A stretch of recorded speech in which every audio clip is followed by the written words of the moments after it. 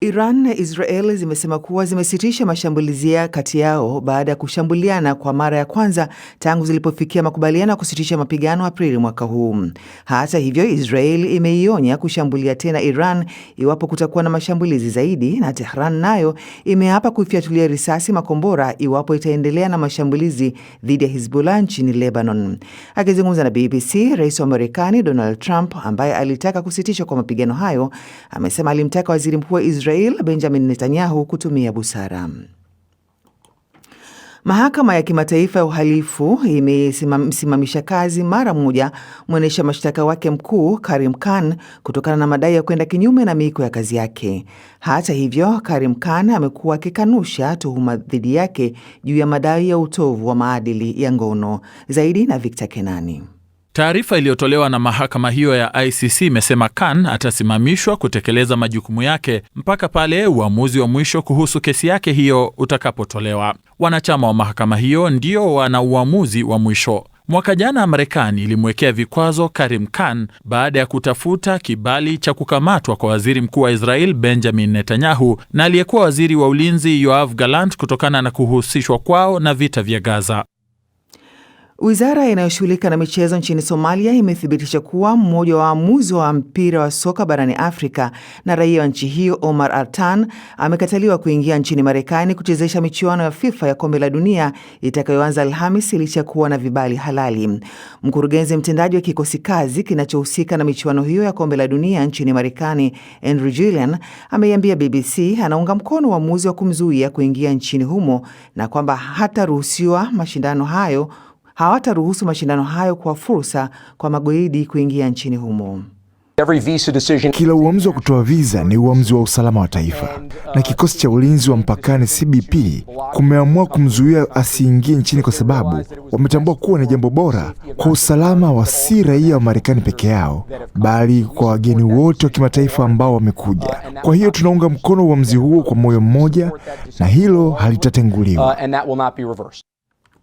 Na polisi kaskazini mwa Nigeria wamesema watu 39 wametekwa nyara. Maafisa katika jimbo la Zamfara wamesema watu hao walikamatwa na watu wenye silaha walipokuwa wakikutana kuzungumzia suala la kuongezeka kwa vitendo vya utekaji. Operesheni za kuwatafuta zinaendelea. Matukio ya utekaji na kudai fedha kwa ajili ya kuwakomboa waliotekwa ni tatizo kubwa katika maeneo ya kaskazini na kati mwa Nigeria. Hii ni BBC. Kutoka hapa studioni kulia kwangu ni mwenzangu Halima Nyanza amekusomea muktasari wa habari za ulimwengu. Unasikiliza Amka na BBC, msikilizaji, na hapa ni idhaa ya Kiswahili ya BBC. Unaweza kutusikiliza kupitia redio wa shirika mbalimbali. Nchini Tanzania, Radio Kwizera Ngara, Radio Free Africa pamoja na Radio 1, DRC Lizadel Radio na Radio Muungano kule Beni. Nchini Kenya, Count FM, Nyota FM na Pamoja FM. Uganda, Radio Kitara, Radio Lira, Radio Paidha, lakini pia internet katika bbcswahili.com. Matangazo ya pia yanakujia moja kwa moja msikilizaji kupitia ukurasa wetu wa Facebook pamoja na YouTube. Rambaza tu andika BBC Swahili. Mimi ni Skola Kisanga. Israel na Iran zimesema zimesitisha mashambulizi dhidi ya kila mmoja baada ya nchi hizo mbili kurushiana makombora kwa mara ya kwanza tangu makubaliano usitishaji mapigano mwezi April. Zaidi na Victor Kenani.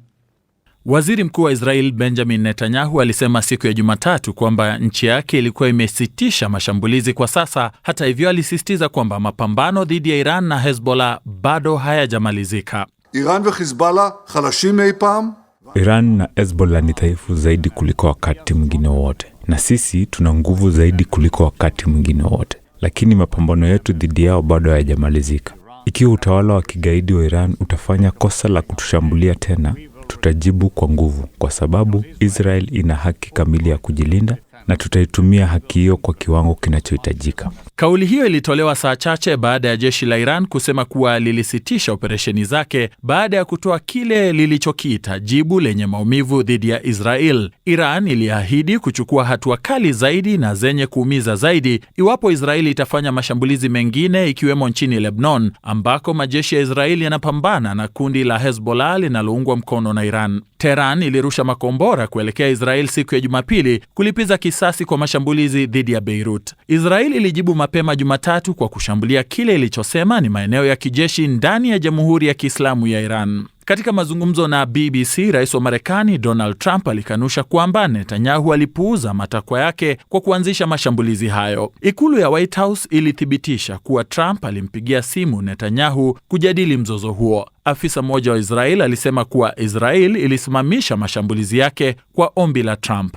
Mashambulizi ya kurushiana makombora yaliyoanza Jumapili yaliendelea hadi Jumatatu asubuhi, huku Iran ikirusha makombora mengine kuelekea Jerusalem na maeneo ya kati na kusini mwa Israel, kulingana na mamlaka za Israel. Mkuu wa shirika la dharura la Iran, Jafar Miadva, aliliambia shirika la habari la Tasnin kwamba mashambulizi hayo yaliwajeruhi watu 14 katika mji wa Mashar na mtu mmoja mjini Tehran. Vifo na majeruhi pia viliripotiwa nchini Lebanon, ambapo wizara ya afya ilisema watu 5 waliuawa na 8 kujeruhiwa katika shambulizi la Israel dhidi ya mji wa Taya kusini mwa Lebanon Jumatatu. Makubaliano ya usitishaji mapigano yaliyoratibiwa na Marekani kati ya serikali za Israel na Lebanon yameshindwa kumaliza mapigano. Hezbollah imekataa makubaliano hayo, ikitaka Israel iondoe kikamilifu majeshi yake. Katika wiki za hivi karibuni, Marekani imekuwa ikiishinikiza Israel kupunguza operesheni zake za kijeshi ili kutoa nafasi kwa makubaliano mapana zaidi na Iran, ambayo imesisitiza kuwa makubaliano yoyote lazima pia yahusishe mzozo unaoendelea nchini Lebanon. Ni taarifa yake Victor Kenani. Maafisa nchini Ufilipino wamesema watu 35 wamekufa baada ya tetemeko la ardhi lenye kipimo cha ukubwa wa 7.8 kukumba eneo la pwani ya kisiwa cha Mindanao kusini mwa taifa hilo. Tetemeko hilo limesababisha pia kutolewa kwa tahadhari ya tsunami nchini humo, pamoja pia na Indonesia, Japan na Australia. Hata hivyo, tahadhari hizo ziliondolewa ama kupunguzwa kiwango kwa muda mfupi baadaye. Zaidi na Halima Nyanza. Ni sauti za watoto wanafunzi wa shule waliojawa hofu wakiwa katika taharuki ya kukimbia baada ya paa la jengo walilokuwemo kuporomoka, huku ardhi ikitikisika kutokana na tetemeko hilo la ardhi. Video na picha zinaonyesha majengo yakiporomoka, ikiwemo migahawa ya vyakula iliyogeuka vifusi, huku maporomoko ya ardhi yakirekodiwa katika baadhi ya maeneo. Maafisa nchini Philippines wamesema watu wapatao 134 wamejeruhiwa, huku familia takriban watu 10,000 kupoteza makazi. Taarifa iliyotolewa jana na mamlaka nchini humo imetaja vifo vya watu 31 vilivyotokea katika eneo la Sorsogon na wengine 4 katika eneo la Davao. Katika taarifa yake, Rais wa Philippines Ferdinand Marcos Jr. ameagiza kusitishwa kwa masomo katika maeneo yote yaliyokumbwa na tetemeko hilo, ambapo jana ilikuwa ni siku ya kwanza baada ya shule kufunguliwa. Matetemeko ya ardhi ni jambo la kawaida nchini Philippines, ambapo mengi yao ni madogo na yasiyo na madhara makubwa, lakini mengine yamekuwa yakisababisha vifo. Septemba mwaka jana, tetemeko la ardhi lenye ukubwa wa kipimo cha 6.9 katika jimbo la kati la Visayas lilisababisha vifo vya zaidi ya watu 70. Ni taarifa yake Halima Nyanza. Mahakama nchini Kenya imethibitisha kutimuliwa madarakani kwa aliyekuwa naibu rais Rigathi Gachagua, ikiamua kwamba kuondolewa kwake ofisini mnamo Oktoba mwaka 2024 kulikuwa halali na kwa mujibu wa katiba. Majaji wanasema kwamba bunge lilitekeleza wajibu wake ndani ya mipaka kikatiba, na wametupilia mbali hoja kadhaa zilizowasilishwa na mwanasiasa huyo, ikiwemo madai ya kwamba mchakato wa kumuondoa madarakani ulikiuka na ulikuwa pia na upendeleo, na kwamba hakukuwa na ushiriki wa kutosha kwa umma. Lakini je, ana nafasi nyingine kisheria? Na hii inamaanisha nini kwa hatima ya mwanasiasa huyo wa Kenya ambaye anajinoa kugombea urais katika uchaguzi wa mwaka 2027? Nimezungumza na mwandishi mwandamizi wa BBC Leila Mohamed. Mahakama Kuu imekubaliana na maamuzi yaliyofanyika katika bunge la kitaifa na bunge la seneti. Mabunge haya mawili yaliweza kusema kwamba Rigathi Gachagua alikiuka masuala kadhaa ya kikatiba, alivunja kanuni zake za kisheria, na kwamba alikuwa na utovu wa nidhamu. Na kwa hivyo mahakama imekubaliana na maamuzi hayo, na hadi Rigathi Gachagua bado ameondolewa madarakani na sio naibu rais wa Kenya. Lakini pia mahakama hiyo imempa fidia ya milioni 50 pesa za Kenya kwa sababu katika kipengee moja alichowasilisha mbele ya mahakama ikubaliana naye na ikasema kwamba alikosewa heshima wakati ambapo aliomba bunge la seneti kuahirisha vikao vyake kwa ajili alikuwa amelazwa mahakamani. Kwa hivyo wanasema hawakumpa nafasi ya kurejea mwenyewe na kujitetea. Na Leila, sasa ana nafasi gani nyingine kisheria kutafuta kuondolewa kwa amri ya yeye kuondoshwa madarakani? Hakuna nafasi ya kuelekea katika mahakama ya rufaa. Nikiwasikiliza mawakili wake ni kwamba huenda akawasilisha kesi mbele ya mahakama ya rufaa hata kesho. Anasema ana muda ni mchache, kwa hivyo yeye ana hamu sana ya kuondolewa hiyo, kwamba aliondolewa madarakani kwa utovu wa nidhamu.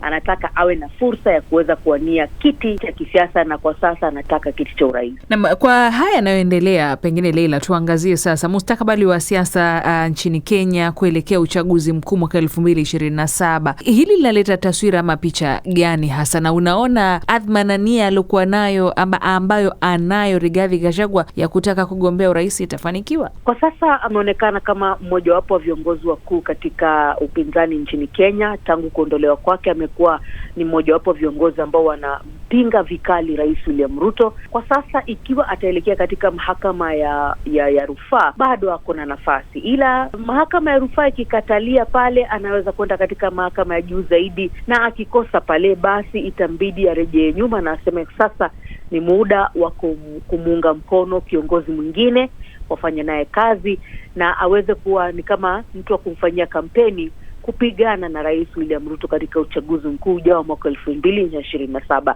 Lakini kwa sasa jinsi hali ilivyo, hawezi hata kuwania udiwani nchini Kenya kulingana na katiba ya nchi, manake inaweza kumfungia kwa zaidi ya miaka 10 ikiwa mahakama ya juu kabisa itaweza kusimama na uamuzi wa bunge la kitaifa na bunge la seneti.